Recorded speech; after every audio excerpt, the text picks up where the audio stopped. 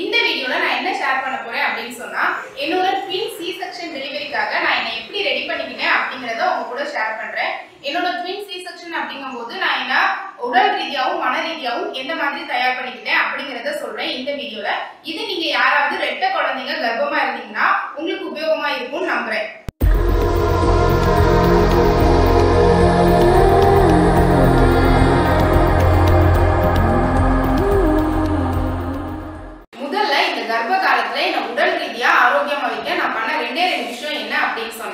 முதல் விஷயம் டாக்டர் சொன்ன எல்லாத்தையுமே ஃபாலோ பண்ணேன். சின்ன சின்ன இன்ஸ்ட்ரக்ஷன்ல இருந்து எல்லா விஷயத்தையுமே ரொம்ப கரெக்டா ஃபாலோ பண்ணேன். அவங்க சொன்ன மாதிரி மாத்திரை எடுத்துட்டு, அவங்க சொன்ன மாதிரி டைமுக்கு ஸ்கேன் போறது, அவங்க சொன்ன டைமுக்கு blood test, urine test, sugar test இந்த மாதிரி எல்லாம் எடுக்கிறது.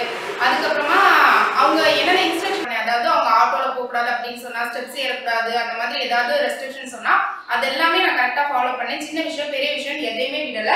டே 1ல அதாவது நான் டாக்டரை எப்ப பார்க்க போனனோ அப்போல இருந்து டெலிவரி ஆகிற வரைக்கும் டாக்டர் சொன்ன எல்லா விஷயத்தையுமே ரொம்ப கரெக்டா ஃபாலோ பண்ணேன். அது ஒரு காரணம்.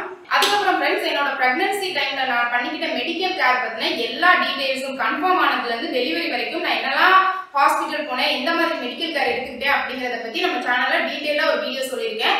அந்த வீடியோட லிங்க் டிஸ்கிரிப்ஷன்ல தரேன், உங்களுக்கு தேவைன்னா பாத்துக்கோங்க.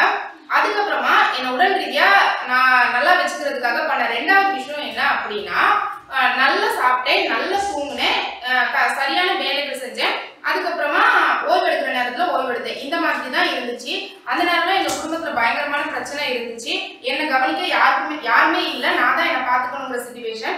அப்படி இருந்துமே நான் என்ன பாத்துக்கணும், குழந்தைய பாத்துக்கணும் அப்படிங்கிறதுனால சரியான சாப்பாடு, ஆரோக்கியமான சாப்பாடு சரியான நேரத்துக்கு, அதுக்கப்புறமா எப்ப தூங்கணுமோ கரெக்டான தூக்கம், ஓய்வும் எடுத்துக்கிட்டேன். அது போக என்னோட வேலையை வந்து நான் பார்த்துக்கிட்டேன், யாரையுமே எதிர்பார்க்காம.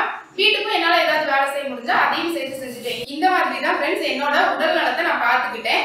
இதுக்கப்புறமா என்னோட மன ரீதியா வந்து இந்த டெலிவரிக்கு நான் எப்படி ரெடி ஆனேன் அப்படின்னு சொன்னா, அதுக்கும் நான் ரெண்டு விஷயம் தான் ஃபாலோ பண்ணேன்.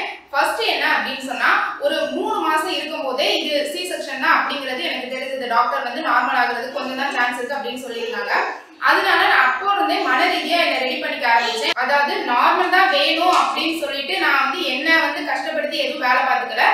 சிசேரியன் தான் அப்படின்ட்டு நான் அலட்சியமாவும் இருக்கல, சாதாரணமா தான் இருந்தேன். எதுவா இருந்தாலும் ஏத்துக்கக்கூடிய ஒரு மனப்பக்குவத்துல இருந்தேன். நார்மலா இருந்தாலும் பரவாயில்ல, சிசேரியனா இருந்தாலும் பரவாயில்ல, நம்ம தைரியமா இருக்கணும் அப்படின்ட்டு. ரெண்டாவது என்ன பண்ணனா, யாரையுமே டிபெண்ட் பண்ணக்கூடாது. வந்து என்னோட ஃபேமிலி சிச்சுவேஷன் என்னன்னு எனக்கு தெரியும். யாருமே வந்து எனக்கு இப்ப ஏதாவது வயிறு வலிக்குது, இல்ல வேற ஏதாவது கால் கை வலிக்குது, வீங்கிருச்சு அப்படின்னு சொன்னா கூட ஹெல்ப் பண்ற நிலைமையில எங்க அம்மா அப்பா இல்ல.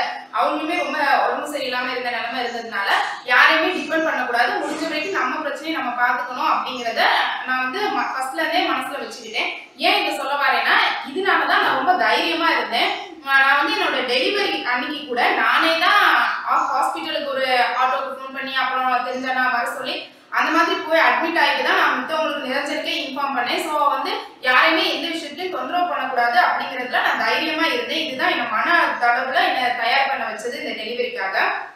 என்னோட டெலிவரி ஸ்டோரியை வந்து இந்த வரக்கூடிய நாட்கள்ல வீடியோல சொல்றேன் ஃப்ரெண்ட்ஸ். அது வந்து உங்களுக்கு ரொம்ப யூஸ்ஃபுல்லா இருக்கும் நம்புறேன். எந்த மாதிரி என்னோட பிரெக்னன்சி பீரியட டெலிவரிலாம் கடந்து வந்தேன் அப்படின்ட்டு.